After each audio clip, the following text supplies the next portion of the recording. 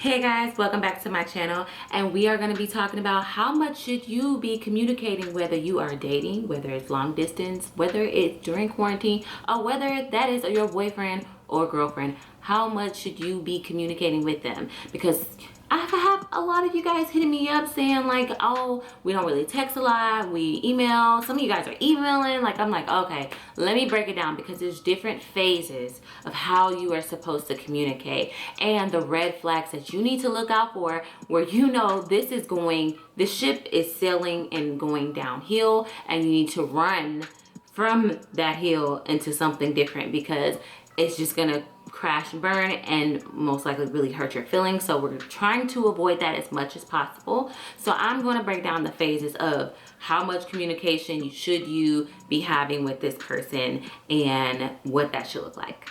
Okay, so we're going to be talking about honeymoon phase. That is when you first meet somebody and you're really excited. You both have each other's number, you're talking, you're getting to know each other. Now, I would say probably within the first 2 weeks, the communication may not be as much, because you guys don't really, well, it depends. I would say the communication on like the woman's behalf, you may not even be that interested to him when you first meet him, and then you guys go on a date and now you're interested. So I would say between 4 to 6 weeks, sometimes 8 weeks, that is honeymoon phase. I think by the time 8 weeks hit up, honeymoon phase is pretty much over. So how much should you be communicating during honeymoon phase? You should be pretty consumed with that person.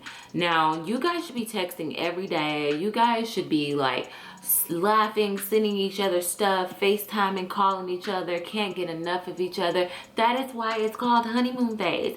And ladies, if he is slacking up on honeymoon phase, then that is going downhill real fast. Trust me. If he's already doing that between this 4 to 8 weeks of you guys talking and he's not really staying consistent, that is a red flag that he is not taking you serious, or, you know, preoccupied with other things, or maybe even honestly getting a little bored. And I say bored lightly, because he may feel like he already got you and he may be trying to wander off into some other adventure or some other woman. So there are 2 solutions to this. You can either A, go watch my video, how to naturally fall back, you know, use those tactics, or B, walk away. Walk away and say, this is not what I'm gonna put up with. Obviously you're not staying consistent, and I'm not putting all my eggs in this basket. I'm gonna move on to talk to other guys, you know, as you should. But if you want to go with those tactics where he's falling off and he's slipping off the handle, you can go back and watch my video of how to naturally fall back and get him to chase your sis. So if you feel like he only hits you up in the morning, only texts you good morning, not really hitting you up throughout the day, you know, not hitting you up past 6 o'clock, or when he does hit you up at night, it's really late at night before he goes to bed and he's just kind of like hitting you up for a short combo, that is a warning sign that he is kind of using this, whatever you guys have going on, as an ego boost. You know, he's not really trying to put in, he's giving you low effort vibes. Okay, he's being a low effort man. And if you answer the phone every time when he's giving you low effort, that is what you are going to continue to receive. Men like a challenge, and if you're not giving him a challenge and he's giving you little effort and you are right there hand and foot ready to text him, he is going to continue to give you low effortness. Like, he's not going to take you out as much. He's going to only hit you up. He's going to see if you want to chill. He's not trying to take you out. He just want to come to your house and do what is it called? Netflix and chill. Like, he just want to come to your house and Netflix and chill. That is low effort, and what you're going to find yourself in the end is being used. And we're trying to avoid that. So follow these steps. It's falling back or walk away. If he's giving you the bare minimum, know your worth and walk away from that.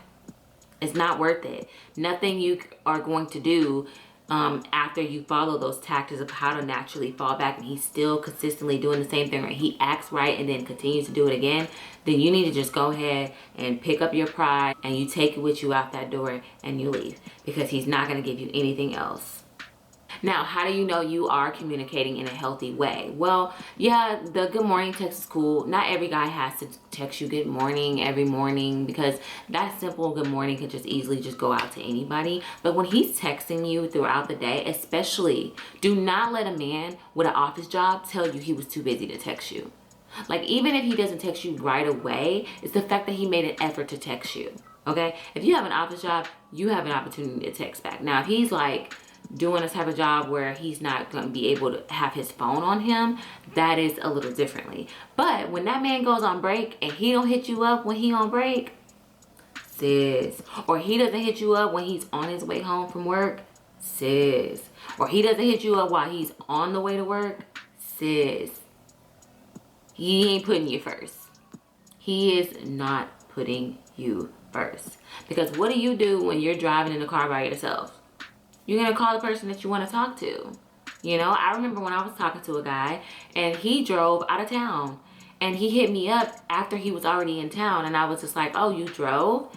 He was like, yeah, it was like a good 4-hour drive. And I'm thinking, like, in the back of my head, you did not call me during any of those 4 hours. Who were you talking to? And I'm not dumb. I knew off back, like, he was probably talking to another girl, or, you know, whatever. I wasn't on his mind to call during that trip. And if somebody really likes you and you really like them, they're gonna call you and talk to you. I've taken a road trip before, all the way from my city to New York City, and a guy was consistently calling me, checking in on me, making sure I got to my stops, texting me, asking me what city I was in. Like, he was very, very, very consistent, and that is how you know you are communicating correctly. Now, if this guy hits you up in the morning time and he doesn't hit you up past 6 p.m. and on, and you know he's up and you see him on social media and he's just having a ball of his life and he has not hit you up and it's past 6 p.m., that is a red flag. Take it for what it is. If this sounds familiar, if this is relating to you, sis, this is a sign. This is your sign.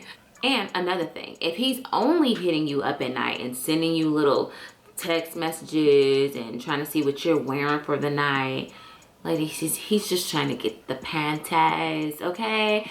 And you want to just go ahead and just make sure that you are not being manipulated and used by this person. Now, if that's what you want from this person, you wouldn't be watching this video. Obviously, you're watching this video because you're trying to figure out, like, what's going on between you guys. Another thing, oh my God, social media should not be you guys' contact. If he's only hitting you up in the morning time and then all you do is hear from him on social media, he's like sending you memes and he's only hitting you up on social media but never on the phone and never calling you, that is a red flag. That is a red flag. I remember when I was dating a guy and we used to talk on the phone all the time. Honeymoon phase was amazing. But as time went on, I started to feel like he stopped really texting me as often, or when he would call me, you know, he would get off the phone pretty quickly and tell me he's gonna call me back, and then I wouldn't hear from him for the whole night. I knew something was wrong. I knew that he was preoccupied his time talking to somebody else. But I was a little in denial about it, and I tried to not trip about it. And then as time was going on, he just started hitting me up on Instagram, and I'm like, why are we only texting on Instagram? Why are we only communicating on Instagram and social media? And then that's when I'm like, he's always on social media, but he can't pick up the phone. Like, you're that busy, but you're always on social media, but you can't hit me up. Unless he has a job where it requires him to be on social media all day, then that's a difference. Like, I work a job where, you know, I'm on social media all day. Like, my Facebook is always active because I have to work from home and work on my Facebook through my company. So that is different. But if you see him on Instagram, he's posting on Instagram and laughing about stuff, and he's not telling you anything. He's not sending you things. He's not checking on you. Sis, that's a red flag. And I'm going to say this again. If he hits you up while he's on lunch break, he really likes you. Like, that's like I just got told, like, from my homeboy, like, he was like, if a guy hits you up while he is on his lunch break, you are definitely girlfriend material to him. Like, he can't get enough of you. So keep that in mind, ladies. That's actually a very important one. Now, how much communication is too much communication? I would say there is not ever too much well, let me rephrase that. I would say that if it's to the point where you guys are not getting anything done and you are not getting anything done on your behalf, that is way too much consumption of each other.